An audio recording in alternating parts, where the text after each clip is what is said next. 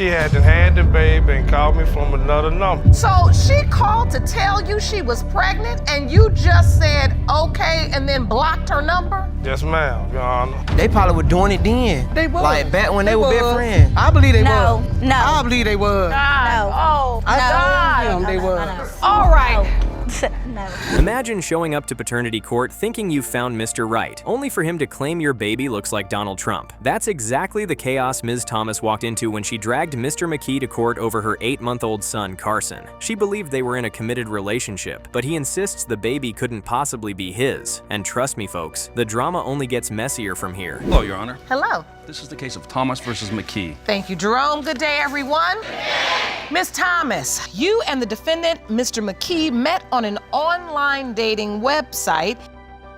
Right out the gate, Ms. Thomas explains she drove 45 minutes every other day just to see Mr. McKee, sneaking out at night while her kids slept. She thought this was serious relationship material. Meanwhile, McKee admits he only liked her profile picture and wasn't about that commitment life. Talk about a mismatch of expectations. First of all, we met on a dating website, as you spoke. We started off talking, and then once we started knowing each other, who we were, How long did you talk on the phone? When Ms. Thomas broke the news she was pregnant, McKee's reaction? He blocked her number, cold, as in didn't even wait to process, just hit block and moved on with his life. I mean, who does that? Ms. Thomas said she thought his phone was off. Oh no, sis, that man was done with you. No longer. So about a month drive to go see him. Like every other day, I drive. Like at nighttime, I put my kids to bed. I go see him until it's time for them to go to school. I wake up and be back home before my kids wake. Fast forward to after the baby is born, she sends McKee a picture of Carson. His response, "That's not my baby." Why? Because of the baby's skin tone. Then he adds insult to injury by saying the child looks like Donald Trump? I mean, really? Who even says that?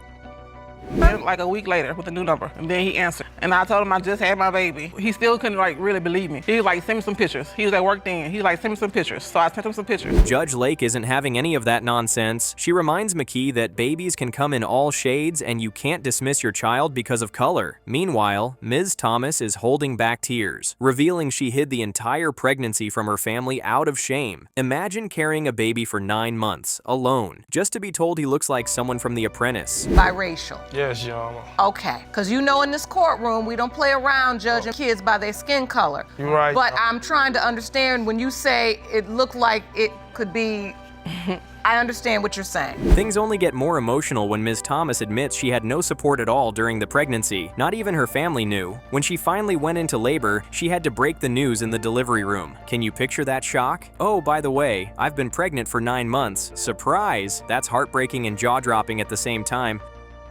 I said I'm in the hospital having my baby. And you had no idea, Mr. McKee. No, man, I didn't know she was having a baby, Your Honor.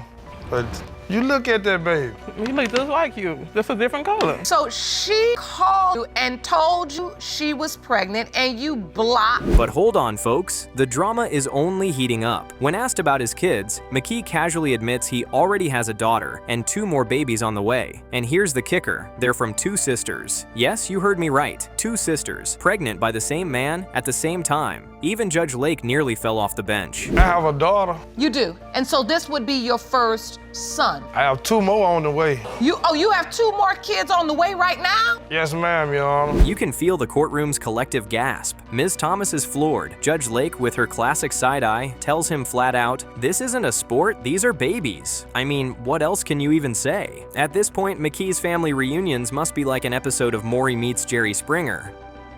I might be, Your Honor. You might see me in the next 120 days. It's not funny, but I just literally am like, oh, because you're serious. That's mine. You ain't said this much all day. Ms. Thomas, through tears, explains all she wants is for Carson to have his father in his life. A boy needs his dad, she pleads. It's heartbreaking, especially when you realize she's raising 8 kids, half of them fathered by her late husband. She just wanted someone to step up for her youngest. It's not like I'm out here just sleeping around. Miss Thomas, I want you to just take a moment and explain to Mr. McKee. If in fact your assertion is true and Carson is his biological child, what do you want from him? Just, he's a boy. And now, the moment we've all been waiting for. Judge Lake opens the envelope. The courtroom is silent. Then the bombshell drops. Mr. McKee is not the father. Ms. Thomas gasps, McKee smirks, and Judge Lake looks like she wants to crawl under her bench from secondhand embarrassment. It has been determined by this court. Mr. McKee, you are not the father.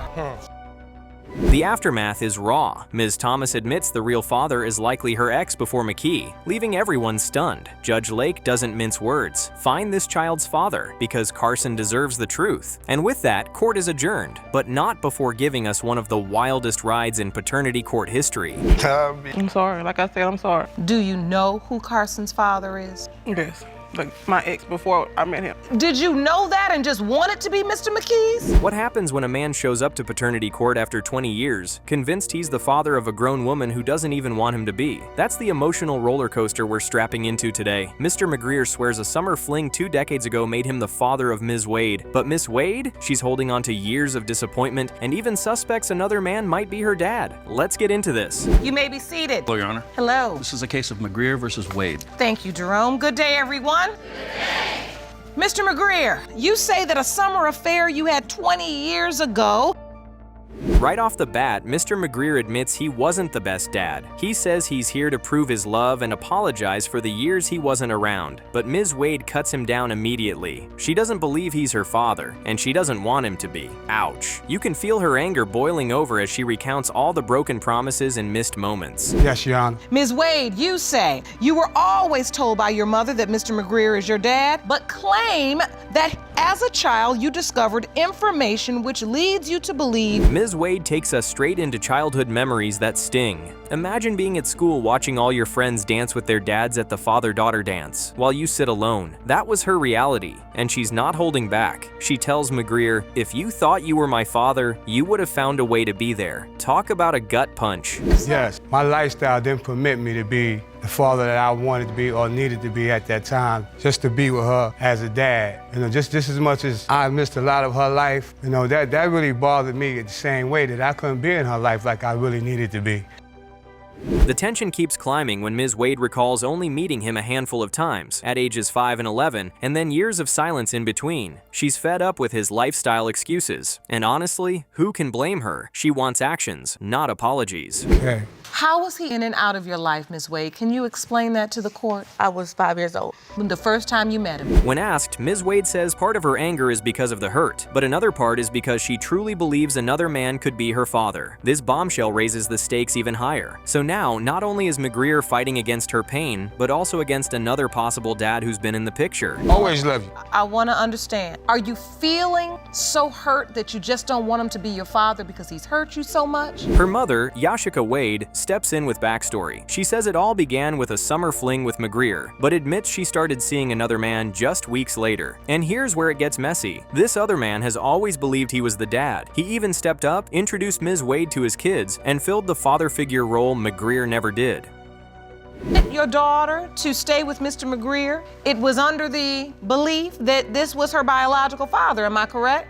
Yes, Your Honor. But you believe he's not your biological father. Yes, Your Honor. Ms. Wade backs it up, saying this man has been there for her major milestones: prom, family outings, even day-to-day support. Meanwhile, McGreer is sitting there realizing he's not just up against missed birthdays. He's competing with a man who actually showed up. Drama overload. I just feel like another man could be my father. Another man came into my life when I was 11 years old. Tell the court about this experience.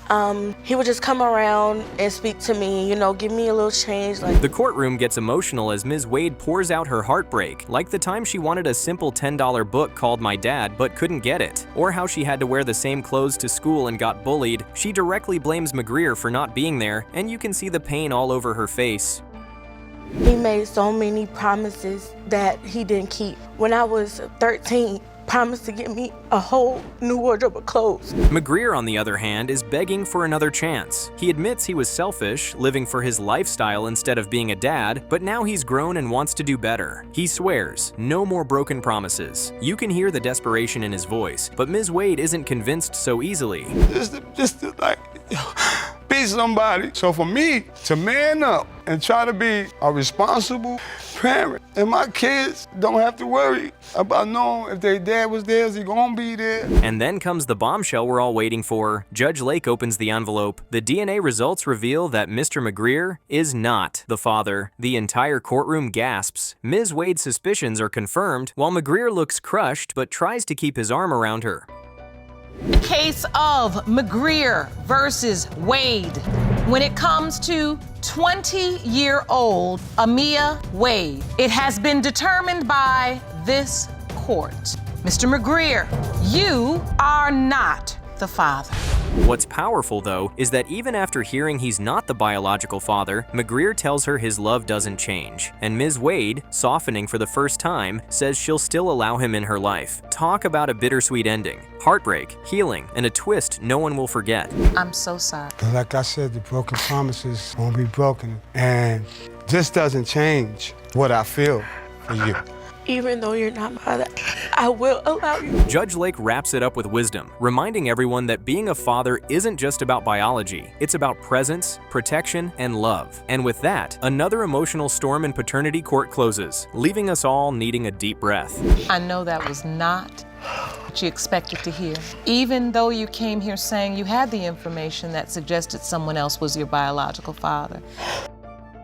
Imagine having a random classmate walk up to you and whisper, "Hey, that baby might not be yours." Excuse me, what? That rumor is the spark that sent Mr. Cole racing to paternity court. Ms. Davis insists he's the only possible father of her 3-year-old daughter, Autumn, while Mr. Cole says there are too many shady breadcrumbs to ignore, even though he signed the birth certificate. Drama overload right from the jump, folks. And yes, we've got receipts to sift through. Hello, Your Honor. Hello. This is a case of Davis versus Cole. Thank you, Jerome. Good day, everyone. Ms. Davis, you say that after accepting your daughter, Autumn, Mr. Cole abruptly ended your relationship, moved out of your home, and is now denying her. From the jump, Ms. Davis says she's hurt, angry, and disappointed that Mr. Cole now denies her daughter. She swears he's the only man she was with during the conception window, but Cole fires back with, "She's sneaky," saying strangers kept approaching him with tea about her. I mean, just look at his face. His reaction screams, "I've heard way too much gossip to buy this." Talk about messy. Can anyone else feel the tension rising here? Yes, Your Honor. All right, so Ms. Davis, how does it feel knowing Mr. Cole is denying your daughter? I feel hurt, angry, disappointed how he all of a sudden not claiming my daughter. He is the only man that I've been with since February. So, Mr. Cole, you're not claiming the baby? You don't think it's yours? Cue the props. Ms. Davis literally brings a color-coded calendar like a school project to prove her point. Highlighted days, labeled windows, the whole nine. According to her, they started being intimate in February. By March 21st, she learned she was 4 weeks pregnant, and she claims no one else was in the picture. She came prepared, calendar and all. Yup, she brought receipts. Judge Lake leans in, skeptical but listening, because timelines matter in this courtroom. Continue this relationship, and at some point you find out you're pregnant? Yes, ma'am. After me and Adrian have sex a couple times in February, I have found out I was pregnant March 21st. I was 4 weeks pregnant. All right, I want to understand this. But then, the rumor mill kicks in. Within a week of the pregnancy news, people at school were already telling Mr. Cole the baby might not be his. Not exactly the congratulations parade he expected. And to make it worse, Ms. Davis allegedly got a message from another guy upset about the pregnancy. Mr. Cole connects dots faster than a detective on a whiteboard, and his doubt meter shoots through the roof. Then? Not when she told me through the text. I went to school like a week later and someone walked up to me. She wasn't even pregnant that long. And people were walking up to me saying that the baby might not be mine. At the hospital, Mr. Cole asked for a DNA test before signing the birth certificate, which immediately set off fireworks. Ms. Davis says she got mad, didn't even wake him when the paperwork came, and signed without him. Sir fell asleep and woke up to a trust disaster. I mean, who needs Netflix when the real-life plot twists write themselves? Judge Lake's eyebrow practically left the building at that one. I was there the whole time. You were? And you just said in your testimony you signed the birth certificate? Yes, I didn't initially sign it at the hospital because I told her after we had the baby that I wanted a DNA test. It gets pettier. Ms. Davis went through his phone and found he'd told friends, "Her name is Autumn Davis until we get a DNA test," which sent her into a spiral. Feelings were hurt, and logic left the chat. The fallout, he didn't sign at the hospital, then got added 2 months later after family insisted the baby looked like his twin. You could cut the awkward with a knife. Talk about things getting rocky quickly. A couple hours later, he was asleep, and I went through his phone. And then, like, all his friends was telling him, "Congratulations on your baby girl, on Autumn Cole," and I seen him put, no, her name is Autumn Davis until we get a DNA test. And I got in my feelings and got mad. Then comes the wildest twist. Ms. Davis made a split-screen collage of Autumn, Mr. Cole, and another man, then blasted it like a community paternity poll. What are we doing? A March Madness bracket for fathers. Judge Lake is floored. Why would you take a poll on who your baby looks like? I mean, just look at that reaction. Pure disbelief. Sometimes social media is not the friend you think it is.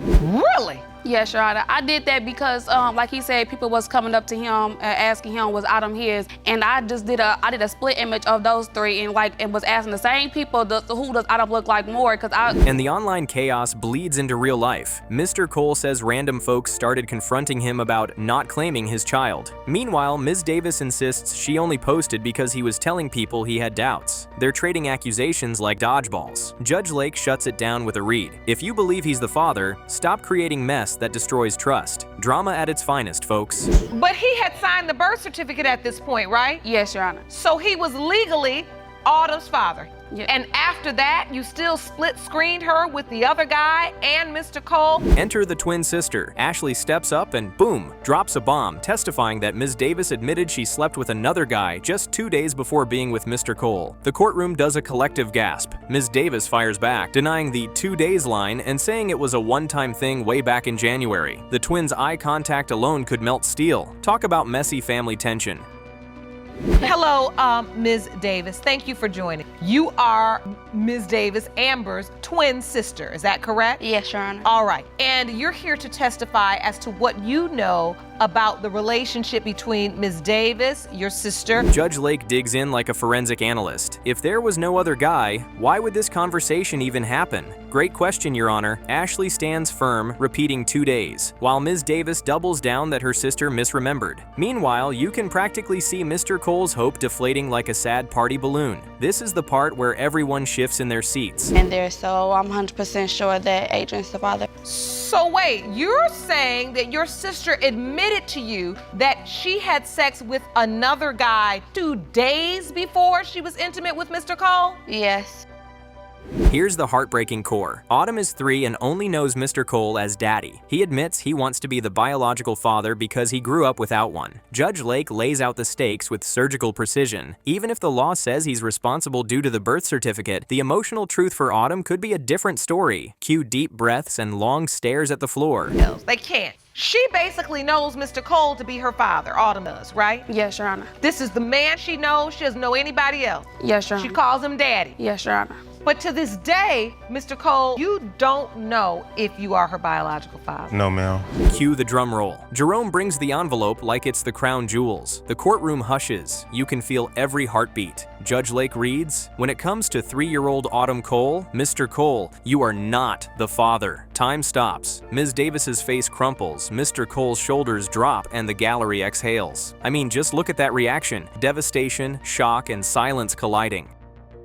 In the case of Davis versus Cole, when it comes to 3-year-old Autumn Cole, it has been determined by this court. Mr. Cole, you are not the father. In the aftershock, Judge Lake asks for the truth, and Ms. Davis finally says the likely father is the man who'd been messaging from the start. Mr. Cole breaks, quietly admitting he's hurt, but loves Autumn. It's heartbreaking stuff. Judge Lake's voice softens. A lie ain't nothing but the long way to the truth. You can feel the weight of those words settling on everyone. It's embarrassing. I thought he was the father. This is one of these defining moments in your life, right? From this moment forward, you can learn that a lie ain't nothing but the long way to the truth. So we're here now. Reality lands hard. Cole remains the legal father on the birth certificate, for now, which means responsibility without certainty unless they fix it. Judge Lake sends them to Dr. Jeff because this isn't just legal paperwork, it's a child's entire identity. The last shot, a man shattered, a mother humbled, and a little girl at the center of it all. No tidy bows, just raw human fallout. Birth certificate. I see the tears. You love your daughter, right? But you do understand that you're still on her birth certificate, so you still are her legal father. Can you tell the court how you're feeling in this moment? I'm hurt. This is difficult because I can see that this baby is truly loved. High school sweethearts turning into bitter rivals in paternity court? You already know this one's going to be messy. Ms. Shands shows up devastated, insisting that her first love, Mr. Hollis, the boy she lost her virginity to, is the father of her 15-month-old son, Aiden. But Mr. Hollis isn't alone. He came with backup, his mother, who's ready to testify that Ms. Shands is a pathological liar who can't be trusted. Drama overload right from the start. Hello, Your Honor. Hello. This is a case of Shands versus Hollis. Thank you, Jerome. Good day, everyone. Miss Shands, you appear in court today because you are devastated that your first love. Ms. Shands is emotional but determined. She says Mr. Hollis has been around since Aiden was 3 months old and that she just wants to prove he's the dad so they can finally be a family. Cue the heartbreak. Her voice cracks as she describes him as her first everything. Her first love, first kiss, and first real relationship. She's clinging to the hope that DNA will seal the deal. Classic case of babies having baby. I'm gonna start with you, Miss Shands. Tell the court, what do you want to accomplish today? Today, I would like to accomplish that Amir is the father of my child. But Mr. Hollis isn't buying it. He wastes no time calling her a liar and a cheater. According to him, after they broke up in high school, she started messing with his best friend and multiple other people. And to make things spicier, his mom backs him up, saying she's seen it all firsthand. You can practically feel the tension boiling between these families. I caught this Irish cheating so many times, like it don't make no sense. like it's just after middle school, like after when we hit high school. Ms. Shands pushes back, claiming she only got with the friend out of revenge because Hollis had already hooked up with one of her friends. Judge Lake steps in, giving them both the side eye and reminding them this isn't a soap opera, it's paternity court. But let's be real, folks, this feels juicier than half the shows on TV. That's not how it is. Nowhere near All right. This is really what went on. All of them would be at my house every weekend. His friend, that's the other guy that she messed around with. Then Mrs. Hollis chimes in with a jaw-dropper. She testifies that she saw Miss Shands and Hollis's best friend sneaking off together. She even recalls Ms. Shands saying, "Come on, best friend, let's go to the store," and she wasn't buying that story one bit. Now the entire courtroom is buzzing with suspicion. Come on, best friend, let's go to the store. I said, I told him, what they do that in? I said, he your best friend, he her best friend too. Like I knew about the whole best friend thing, but like Ms. Shands admits she had a fling with the friend, even multiple times, but insists she and Hollis were broken up. No protection was used though, which raises the stakes. Judge Lake practically shakes her head in disbelief as she asks if Ms. Shands realizes what kind of chaos she stirred up. Talk about messy decisions. This just sounds about silly. So you have revenge sex with one of his friends. And did you use protection? No. And then how many times did you have sex with this friend of his?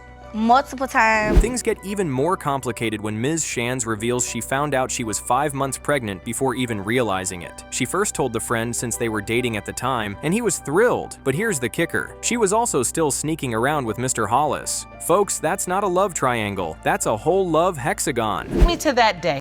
My godmother, we used to be on the porch, like just when she was doing people's hair, we used to be on the porch. She was like, you pregnant. I used to be like, stop jinxing me. And one day I went to the clinic and I found out I was 5 months pregnant. Mr. Hollis says he didn't even know about the pregnancy at first. He had to hear it from people in the streets. Imagine walking out of class and finding out your ex just had a baby. That's exactly how he found out Ms. Shands was in labor. He wasn't even invited to the hospital, while the friend was right there when Aiden was born. The shade is real. And I sent my mom there because I knew there was a possibility that my son could be the dad as well. He favored my son when he was born. So wait, and so Mr. Hollis, you just didn't want to be there or you felt like you weren't invited? But here's where it twists again. Ms. Shands admits she told Hollis's mom that it was a possibility her son could be the father. And once the baby arrived, Hollis's family swore little Aiden looked just like him. Even Grandma was FaceTiming from the hospital saying, "That baby looks like Amir." Cue the dramatic gasp. Because like, my baby had more futures than the other guy. Yes, he did. He looked nothing like the other guy at all. I FaceTimed her and told her Meanwhile, the other guy never even signed the birth certificate. He didn't have his ID, so technically no one's name is officially down. Both families are beefing, streets are buzzing, and now even songs are being made about the drama. Yes, you heard me right. Songs. Mr. Hollis went full rapper mode, penning lyrics about the situation, and Ms. Shands says it cut her deep. It was a bunch of mess. I can't tell you write songs about it. What you mean? He made a song, Your Honor. And it specifically says, about a year ago, I fell in love with a thought. That's what it said. And I can see that you didn't appreciate that, Ms. No, Shands. it hurted me. The courtroom nearly turns into a concert as Judge Lake reads some of the lyrics aloud. About a year ago, I fell in love with a thought. You can see Ms. Shands cringe as the words echo. She says it broke her heart, while Hollis shrugs, saying she started it by making videos about him first. Paternity beef going viral on social media? Only in this courtroom, folks. And I can't be cuffing Columbus Ho. About a year ago, I was in love with a thought. It just keeps getting worse. Even Judge Lake has had enough at this point. She tells them both this drama feels more like high school detention than paternity testing. But behind the jokes is a real fear. Hollis's mom admits she just wants the truth because she's terrified of her son getting hurt in a street fight over this mess. And with Hollis's father having died young, that fear cuts deep. I mean, really, I'm sitting here, I feel like you two need to be going to detention, not to paternity court. I mean, just listening to the story, the grammar alone. Then we see the softer side of Hollis. He admits he already has a strong bond with Aiden, saying the little boy lights up whenever he sees him. Ms. Shands doubles down, claiming the baby shows more love and connection with Hollis than with the other guy. And honestly, the photos and stories seem to back her up. Could the bond be the real proof here? Mr. Hollis, what kind of relationship do you have with Aiden? It's a real strong relationship. Like, I got attached, like, real fast. I can't even, he love me, like, every time I come around.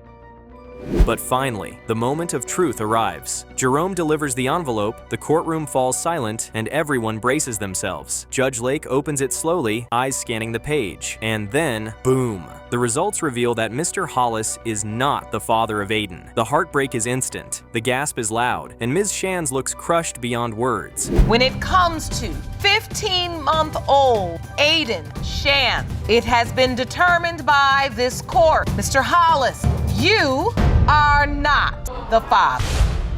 Judge Lake doesn't sugarcoat it. She tells both Ms. Shands and Mr. Hollis they've been operating recklessly, lying, cheating, blasting drama online. She reminds them that while social media may hype them up, the truth always comes out in this courtroom. Ms. Shands is left in tears, facing the reality that she doesn't know who Aiden's father really is. I see tears in your eyes, Miss, because I know how desperately you wanted Mr. Hollis to be Aiden's biological father. Their families formed a bond with your son, but unfortunately now, in closing, Judge Lake offers tough love, focus on finishing school, building a future, and being better role models for Aiden. She tells Ms. Shands to desire better for herself and her child, leaving the courtroom in silence as the weight of her words sinks in. This one ends without a tidy bow, just heartbreak, lessons, and a reminder that choices have consequences. yeah, and they will you straight to mediocrity. And you will not realize your potential as a young woman or a young man. Imagine being just days away from your wedding, but you don't even know who your real father is, the man who's supposed to walk you down the aisle. That's exactly why Ms. Kelly brought her family drama to paternity court. She believes one of two men, Mr. Duncan or Mr. Anthony, could be her biological father, and she's determined to finally get closure before saying, I do.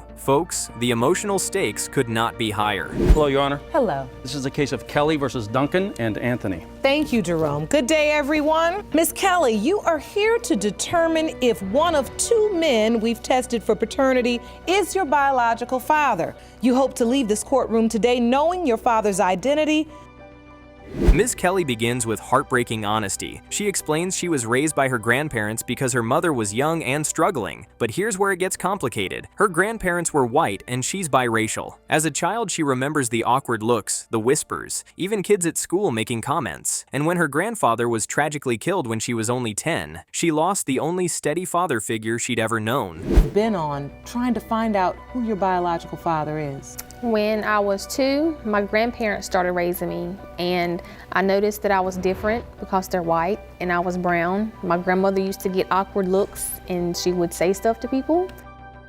That loss sent her spiraling, acting out, getting into trouble, searching for love and guidance. And that's when her mother finally admitted the truth. There were 2 possible fathers. Ms. Kelly remembers being introduced to her mother's ex-boyfriend, who barely showed any emotion, and then meeting Mr. Duncan, who welcomed her with open arms. 2 totally different reactions, and you can guess which one she gravitated toward. She told me that there was a chance of 2 guys.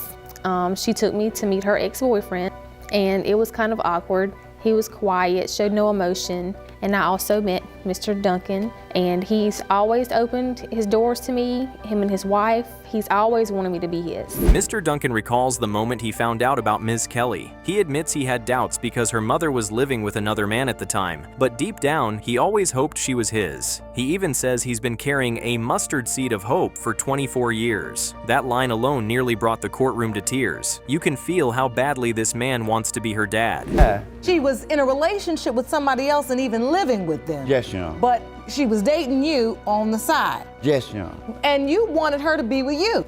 Yes, Your Honor. Okay, so when you got the call, Her mother, Miss Lariat Kelly, then takes the stand. She owns up to her mistakes, saying she was very young when she had her daughter and admits she made bad choices. She confesses that while she was living with one man, she was also seeing Mr. Duncan on the side. And just to complicate things further, there was also Mr. Anthony, a man she admits she only had a brief fling with. This is what we call paternity math gone wild. Like I said, I was young when I had her, and I made some mistakes, and my mom wound up wanting to step to the plate. So my mom and my dad raised her.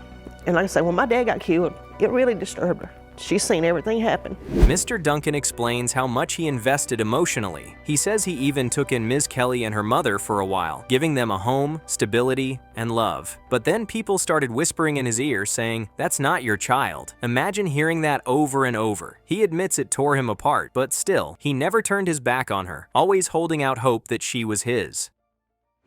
But they weren't no good words. Understood. So I told him, I said, well, they can come stay with me. I had my own house, I had my own land, I had a good job, I had a good car, and I wasn't that bad. Look. Ms. Kelly breaks down recalling when she met Mr. Anthony for the first time. She literally had to knock on his door at 25 years old and drop the bombshell. "I might be your daughter." Awkward doesn't even begin to describe it. She remembers staring at his photos, his certificates, and even seeing pieces of herself in his children. Can you imagine the emotional weight of that moment? Tell me what happened when you met Mr. Anthony. That was probably the most awkward situation I've ever been in my life.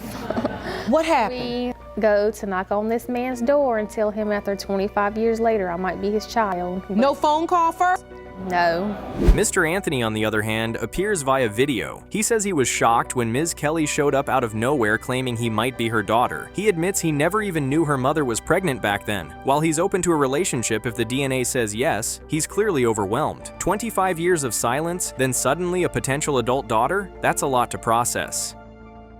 My name is Sammy Anthony. I just finished taking a DNA test to find out if 25-year-old Destiny is my daughter. When I first found out I could be Destiny's father, I was shocked. As the testimonies unfold, Ms. Kelly confesses she's torn. She sees traits of herself in both men, Duncan's outspoken personality and Anthony's quiet demeanor. She desperately wants closure, but the back and forth only makes her more anxious, and watching her wrestle with identity in real time is both heartbreaking and deeply relatable. Who wouldn't want that final missing puzzle piece? Met Mr. Duncan. When you finish meeting both of them, what are you thinking? Have you decided, no, I think this one is my father? I compare lots of things, like Mr. Duncan's very outspoken. Mr. Duncan gets visibly emotional, saying he has loved her all these years regardless of the rumors. He says, "Not once did I ever turn my back on that child." His voice cracks, and the whole courtroom leans in. Whether the DNA proves it or not, his love is undeniable. You could cut the emotion in the room with a knife. Say it every time you hear it. I mean, it just breaks you down, but what could I do? I'm not sure that I'm her father. So should I go and start trouble? And now, the moment everyone has been waiting for. Jerome delivers the envelope, and the entire courtroom falls silent. Judge Lake carefully reads, "When it comes to 25-year-old Destiny Kelly, Mr. Anthony is not her father." Gasps ripple across the room. Then Judge Lake continues, "And when it comes to Ms. Kelly, Mr. Duncan is also not her father." The silence is deafening, and the heartbreak is palpable. In the case of Kelly v. Duncan Anthony, when it comes to Destiny Kelly, Mr. Anthony is not her father. Ms. Kelly looks shattered, whispering that she's still confused. Judge Lake offers comfort, reminding her that while DNA provides facts, love provides family. She tells Ms. Kelly she deserves the truth and promises resources to help her continue the search. Meanwhile, Mr. Duncan, though not her biological father, pledges his love and support, proving once again that sometimes love is stronger than blood. You still? That's understandable. I'm just confused and anxious to find out who it is. I just want to know. Absolutely, and you deserve to know. Judge Lake closes with her signature wisdom. It takes DNA to be a father, but it takes love to be a daddy. And that's the bittersweet ending here. Ms. Kelly leaves without answers, but with undeniable proof that she is loved. It's a cliffhanger no one wanted, but it's also a reminder of what family truly means. And you are so loved by Mr. Duncan. You came to this courtroom for the truth, right? But the truth, the most amazing truth you got today, was the fact that you are loved by this man. He just loves you.